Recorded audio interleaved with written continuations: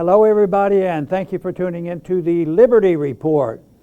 With us today is Daniel McAdams, our co-host. Daniel, good to see you. Good morning, Dr. Paul. Election day today. Oh, anxiously waiting. But you and I were just mentioning that the vote counting might get pretty complex. Yeah. It could be a lot worse than anybody anticipated. Everybody knows there's going to be watchers all over, but in the electronic age, I keep thinking of electronic sabotage. Yeah. Even the preliminary reports, it's not like just one group in one place. It's starting to add up. And all they have to do is destroy the confidence in it, and then come up with some real wild thing, like the Democrats won by 30% every election in Arizona. Yeah. And then who knows what will happen. Let's hope it's not that bad, because that would make it a non-election. Yeah, I mean, cheating is one thing, but what we're seeing here is massive incompetence. Why can we not just simply give people ballots, have them vote, count the votes, and declare the winner? Why they're saying that it could be days, it could be weeks. I think Fetterman up there in Pennsylvania said, well, I may start out slow, but I'll have a good ending like in a few weeks. I mean, why are these people so seemingly incompetent is the question. There should be reassurance, or theoretical reassurance, that with the electronics, that you'd be able to do it. It'll be faster than all this manual way, and slick, and you'd have control of it. But all of a sudden, get to the point where when you think of all our national security abilities with all the instruments they have, the technology that's beneficial also can be the biggest enemy. And that's why, just plain old, here's your ballot, vote, we'll count it, and go on. But well, we will soon find out, but in the meantime, we'll talk about something in the real world and try to influence people toward a peaceful society. And this first one we have come up with comes from Responsible Space Statecraft, and I think that's the Quincy Institute, and they're making an effort. But the title of the article is, "Are Republicans really poised to put brakes on Ukraine aid?" Something that has been an interest to us, because we're questioning that. And if history repeats itself, there will be questions about the people who are enthusiastic for a certain thing. Will they be able to carry through, or whether they really want to carry through? And I think that is a big question. That will be answered, because who knows what will happen, in the Republican Party. We see the Democrats are fussing and fuming over aid, and their progressive caucus has just disintegrated, which proves our point that the military-industrial complex is pretty darn powerful. But even the Republicans, we have had statements by McCarthy that sound, wow, maybe the Republicans will wake up and fill in the void that the Democrats have created by becoming, war hawks. So, but I do think, though, that what appears to be happening may change. Of course, we just mentioned may change in what the election turns out to be, but may change, and it may be that the real contest is no longer with the progressives anymore. The progressives have caved, and there have been some Republicans have been pretty strong coming out, and even though Trump is sort of has a different position, he's also give them an incentive to say that the American First movement means that we shouldn't be sacrificing life and limb and money to people around the world, and actually not accomplishing a whole lot. And that's the worst part about it. Empires are terrible to manage. They're not sensible, and once they get started, the only thing that holds them together is the bigger lies that you can tell. So we hear lies and distortions all over about exactly the pressing needs for us to keep sacrificing to solve the problems in the borders of Ukraine and Russia, and then the world will be okay. And the American people right now are challenging that presumption. Yeah, and the piece we're talking about is written by Jim Antle, And it brings out some of the things that we've been talking about for the past couple of weeks. But I do think, especially on Election Day, it's worth looking into again. And the subtitle of his is "A Serious Split on Foreign Policy in the Party on the Eve of the Midterms Shows that the Issue is Far from Decided." And we're seeing now the old guard, people like McCarthy, people like McConnell in the Senate, and all of the old guard Republicans are still walking with their blinders on toward oblivion with this endless foreign aid. And you have this new breed, and we've talked about it before, who are looking at what we're doing and saying, as McCarthy did say, but I think you're going to tell us in a minute, and I know you're right, it was all politics, but he did say, well, we don't have a blank check. Well, there's a lot of things between cutting off aid and a blank check, right? And the fact is we're $31 trillion in debt. We cannot afford to adopt this country forever and pay everything that they need forever. But so that I think the thing is, if the Republicans do happen to take the House and Senate, one or the other or both, there is going to be a civil war within the party. We've already seen what the Democrats do, how they can whip their people into shape with what happened to, as you say, to the progressives when they tried to write this letter. But in the House, it's going to be a little bit more brutal and bloody, and I think that's probably a good thing. This has to happen. You know, as they said in The Godfather, sometimes you have to go to the mattresses. But let's put up the next clip, because this is what we're talking about. This is from Jim's piece. And this is McConnell. This is said right after McCarthy said we cannot have a blank check. He said, Russia continues escalating attacks on Ukraine's civilians and energy infrastructure. Right, okay. And then he said, it's in America's core national security interest to make it clear that revisionist states such as Russia or China cannot simply gobble up smaller neighbors. So he's obviously all in for continuing the blank check, essentially, to Ukraine. And here's one more, and I'm going to toss it back to you, Dr. Paul, but here's one more quote from the article. And this shows that McConnell, for all of his, he seems to have good political sense because he's been able to hold on power for a long time.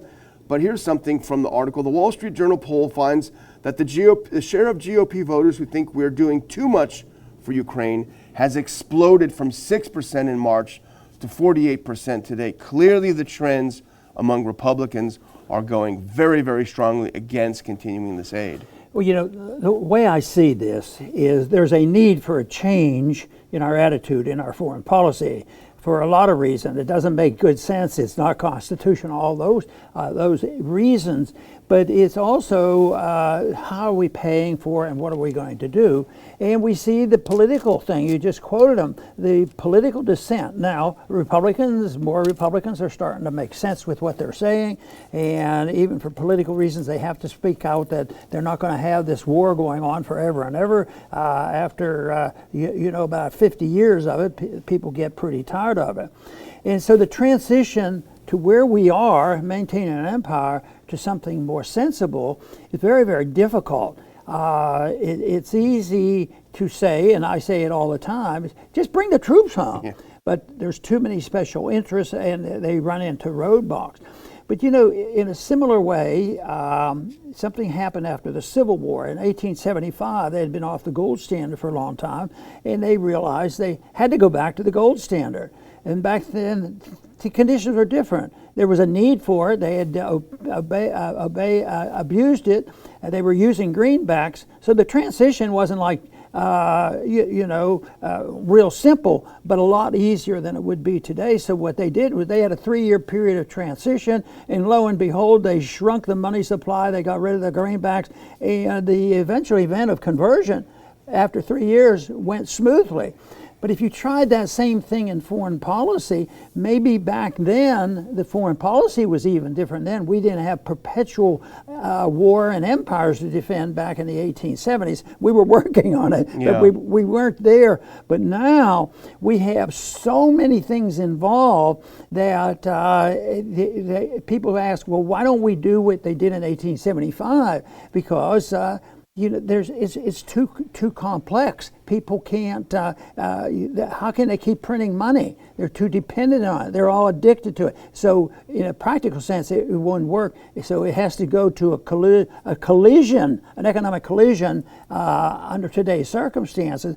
But I'm afraid if you apply that to foreign policy, you have to not think that. 6 more people or 12 more people. Not that I'm against it, because I want them there talking about peace and what has to be done, because there will be an opportunity. But it's not going to be right after this election, all of a sudden, that we will be able to even move in that direction. There's so many people, so it won't be as simple as going back to the gold standard back in the 1870s. And right now, it's not going to be simple to go back to a foreign policy which was understood by the founders of this country. That's a long time ago, and we've whittled away at even the concept of a non-intervention or mind our own business. And the whispers of it and the hints of it, let's just deal with America first, which generates mixed emotions. I mean, non-intervention is what I like, because that's where we have to move, but it will not be with a snap of the fingers. It won't be as easy, and that's why we're going to keep marching. And guess what? I think will do it. It's going to come, and that'll be the fact that we won't be able to afford it. And when you can't afford it, it happens with all the empires, and our empires are being, our empire has the days numbered for it, because we can't afford to do what we're doing. And I think Americans understand that, and that's why the economy was the number one issue in this election. People's interest in Ukraine has tanked. But, the battle lines are drawn, and we can put on this next clip, because Senator Josh Hawley has announced that he will not support Mitch McConnell for Senate Majority Leader. That's a bold statement. He's a bold senator. We don't always agree with every one of his positions, but he certainly has the guts to speak his mind. And here's what he said when he was asked about it, whether he would support McConnell. "I don't imagine I will. No. I'm not sure if any other senator will run or not.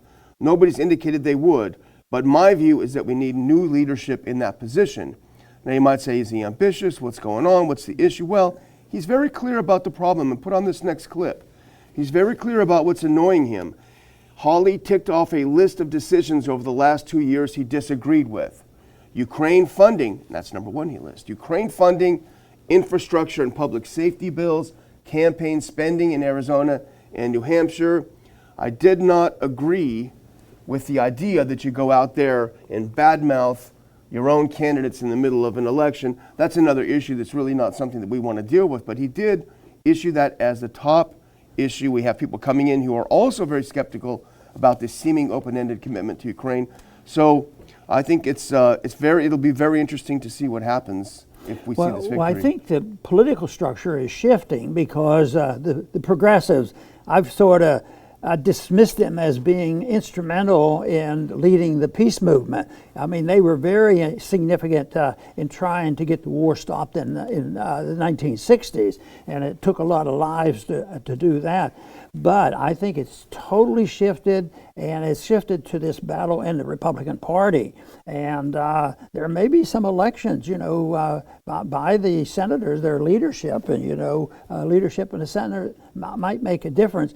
But I think what we witnessed just in the last week or so is the power of the military-industrial complex. For them to be, it wasn't like, after a month or two, they, got the message from their supporters and their funders, so that people who fund them, but maybe we ought to backtrack. What was it, 24 hours? Yeah. Well, boy, we got the message from the deep state, and we don't want to be, what. So, exactly. So they switched immediately, and that'll still exist, even if the debate shifts more to the Republican Party. Politically speaking, and militarism is a pretty bipartisan issue in the worst sort of way. Absolutely.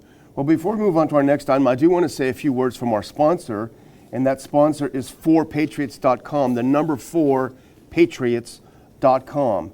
And we know we've got supply chain problems. We've got inflation going mad. We've got crop uncertainty around the world. Our food supply is at the breaking point, and we do need to be food secure. Everyone needs to take care of themselves and their families. And we're going to show a couple of things here, but the point is that you can get good quality food. You can store it. It lasts for 25 years. Great survival food, delicious survival food. It's packed right here in the U.S. with the U.S. company. These kits, all you need is water. You add water, you boil it, and you eat. It's one of the best things now. And the great news is, if we can get that bottom third on, you can go to patriots.com and use the code RON, R-O-N, to get 10% off of your first purchase of anything in the store. And one of those things that is recommended is a 3-month survival kit. And let's skip ahead to that. And here's the easy way to do it. And 3-month survival kit, it is something that you will need to take care of your family. You get free shipping on orders over $97. And the other thing is, Dr. Paul, it's good food. Let's have a look at the food here. Buttermilk pancakes, potato soup. It's just something that you need to take care of. And you know what? They also donate some of their revenue to help veterans in this country. We've got a big problem with veterans, so they do want to give back. So don't forget, use RON, RON, as your code, 10% off for the number 4, patriots.com. You won't regret it. Dr. Paul, let's move on in our own show to something that you noticed this morning, and I hadn't seen it, but you noticed it, and it was something that appeared on the Libertarian Institute. And you know, election days are a good time to reflect as well as to get out and vote. And let's put up next clip if we can. This is from the Libertarian Institute, remembering Daniel Webster this election day. Yes, this caught my attention also because of the short introduction and paragraph. It brought up some interesting subject. This is from the Libertarian Institute and Scott Horton's group, but it's written by Dan McKnight. Mm-hmm. And the title is Remembering Daniel Webster's This Election Day. And what really caught my attention, they talked about the dedication of Daniel Webster to a cause that's dear to our heart, and that is peace. And he actually ran in the Senate when he wanted to make the point, and I don't even know whether it helped him politically on that particular election, but he sort of started the Peace Party, called himself the Peace Party, but he wanted that message told. And that, I think, was an opportunity for the people at the Libertarian Institute to make this point that this is a big subject, and it's not like we need to be told that, but we love it when the people do this, and Scott certainly has been a friend over the years and promoting what we're doing. So I was very pleased to read this article. Yeah, let's put up that next quote, and this is just something from the article. And he says tomorrow's election day. Obviously, this came out yesterday, so today is election day. And he talks about, as you say, Dr. Paul, they write about, they also want to run as a peace party. Webster campaigned in 1814 while the nation was at war. He thought the war was senseless. He campaigned for peace, for the Peace Party. And it really is something that we need to think about when we vote. And let's look at this next clip, because this is again from the article. And it's a quote from Daniel Webster. 175 years ago, Daniel Webster addressed veterans like us directly. He said, and this is a quote from Webster, "I honor those who are called on by professional duty to bear arms in their country's name, in their country's cause, and to do their duty well. I would obscure none of their fame, but I will say here and to them, there is the solemn adjudication of nations, and it is the sentiment of the Christian world that a war waged for vicious purposes or from vicious motives tarnishes the luster of arms and darkens, if it does not blot, what otherwise might be a glorious page in the history of the nation that makes it." Very well said. Yes, and I want to read a quote from the article. He says, "Odds are," you've heard me quote my quote from Webster before, and he goes on to say, quote, "It will be the solemn duty of the state governments to protect their own authority over their own militia and to interpose between their citizens and the arbitrary power by the federal government." Sounds like a modern day debate going on. Yeah. Of course, I think the whole thing about the state national guards and all this, I think the whole principle of the militia has long been lost. But the advice to him was that he was not very anxious to see a powerful central government, dictating to the states on defense. It would be interesting to see what their detailed opinion would be on what the states should be allowed to do about our borders. Yeah, it would be. Well, speaking of of if we're done with Webster, because I think that quote is so appropriate when he talks about a war waged for vicious purposes. And I think we can almost put up that next clip, because this, if you want to look at that up in the dictionary, this is what you would see. You would talk about the U.S. as attacks on and continued occupation of parts of Syria. This has gone on for nearly 10 years, and by definition, it is a war waged for vicious purposes. And this headline is from The Cradle, and it comes to us via antiwar.com. U.S. to establish new military base in northwest Syria. And let's look at the next quote from that article.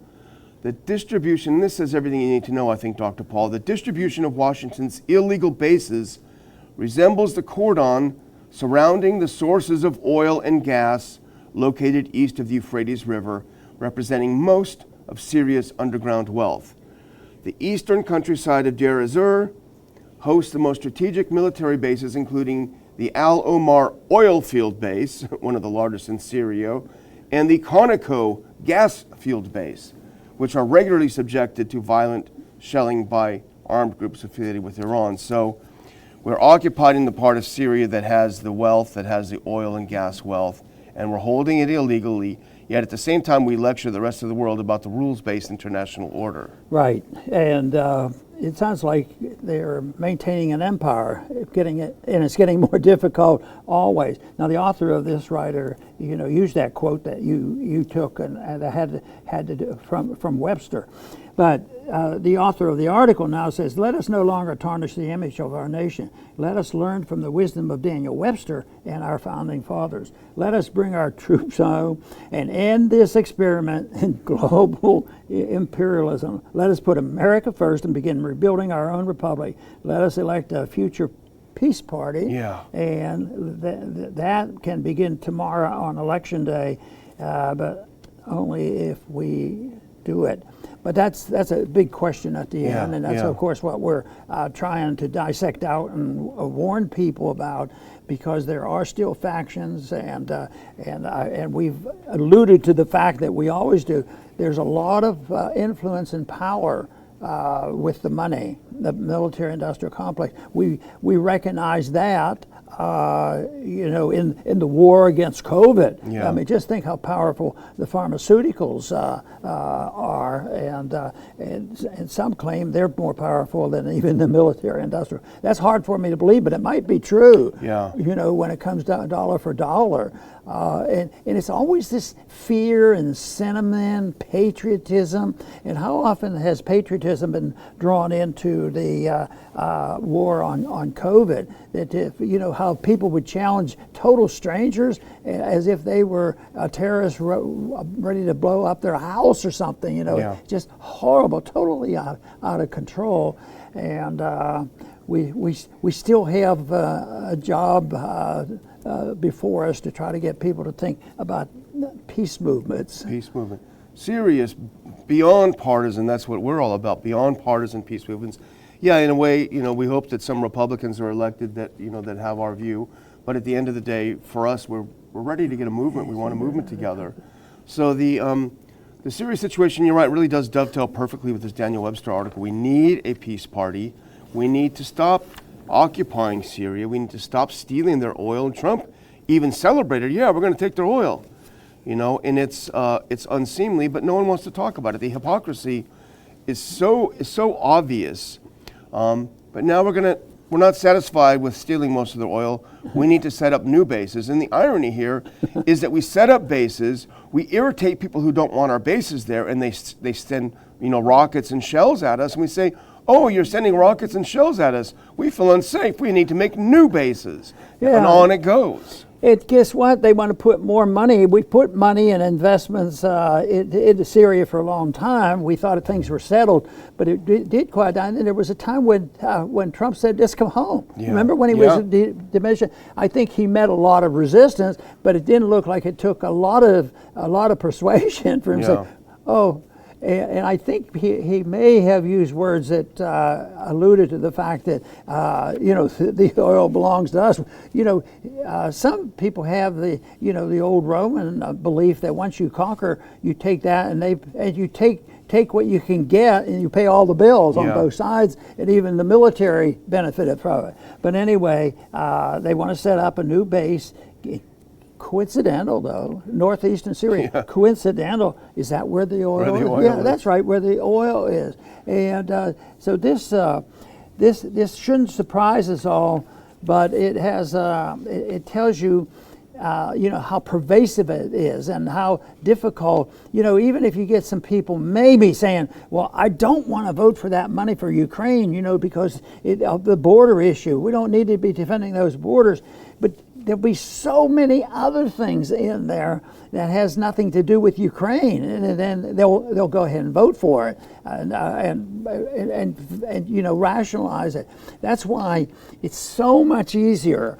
I hope it was easier for my staff to figure things out. But if you're against interventionism and against precipitating war, and you are for the Constitution and you for peace, you don't have to say, on the one hand, we have to do something like this. On the other hand, something like this. And I can remember staff coming to me and saying, I think we have an easy task, because the other staffers come in and say, when they have to report to their Congress, and they say, well, these are the 6 people who really love this bill, and here are the people that don't. And fortunately for me, it was much easier. Maybe it was just that I was just too lazy to believe I was smart enough to divvy up the loot. I decided the loot shouldn't be loot, it should be earnings, and the people ought to be able to keep them here at home. Yeah, absolutely. Well, we didn't want to tell you that because we don't get a pay cut, so we want to pretend we were working hard. Yeah.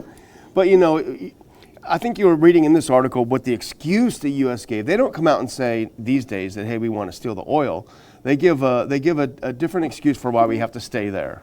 Oh, yeah. It's ISIS. Yeah. And I ask you immediately when I come in, who is this guy? Who is this guy? He pops up all the time. Yeah. Boy, he must be a real tyrant. But well, the one thing is, Daniel, if you go in and you've made a mistake and the country didn't have any ISIS, before you know it, ISIS will be there. Think about Iraq. Yeah, just add water.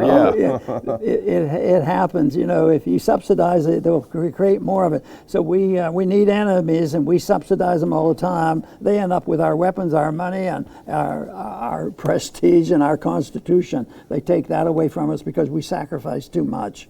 Yeah, absolutely. So. Well, I'm going to close out, Dr. Paul, by thanking our viewers. We appreciate you coming to our events. We appreciate you watching our show, sticking with us, and we hope you will continue. If you haven't subscribed to us on Rumble, please do so. It's very easy just to hit that plus sign on Rumble every day and give us some boosts so we come up. Again, we mentioned that we had some problems yesterday with our internet. Unfortunately, down here it's not always stable, so we weren't live. But we do appreciate you watching. We appreciate what support you can give us, and hope you'll continue to do so. Dr. Paul? Very good. And we will be watching carefully with the election. I am concerned, if there will be anything close to a fair count and everybody's happy, because I think we've been warned that that's probably not likely to happen, that there's going to be some people making accusations. And I think when it comes down to pure democracy, I think it lends itself to more of this mischief, and the representative type government. Let's say you're talking about Senate races. The original intent was that the states and their state legislatures, those individuals that were elected in much smaller groups, would get together and decide who should represent the state at the federal level. So what happened, along with getting the income tax and a few other things, next they say, well, let's eliminate that. We like democracy.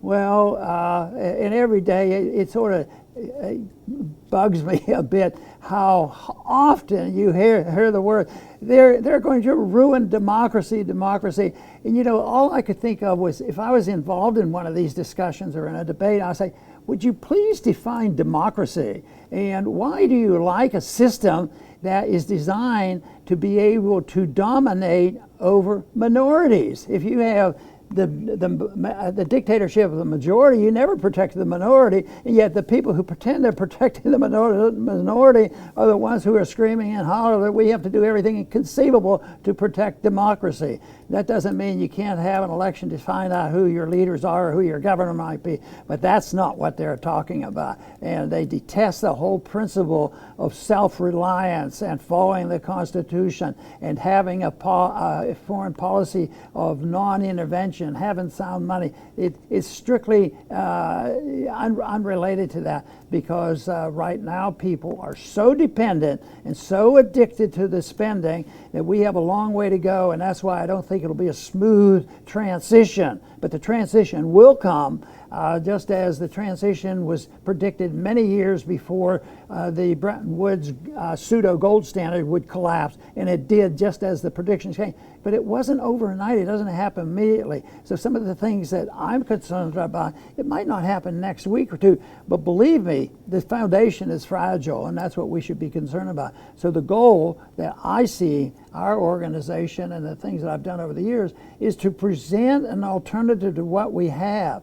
So if the people finally give up, what can they substitute it with? Sometimes you can destroy a society and destroy a government, but almost always throughout history, the governments get worse. And it's been a rare circumstance. Some have argued the case that there's only been one war where the people actually ended up with more liberty than they had before the war, and that was our revolution, you know. But most of the time, the people have less liberty, and they're poorer, and there's a lot of people suffered. The families are destroyed, and so it's just so strange that so many people just still blindly see this as a patriotic duty. If it's declared and we have to have a war and we have ISIS is there, oh my God, I didn't know that. We better give up on that thing. They're bad people, and we have to take care of it.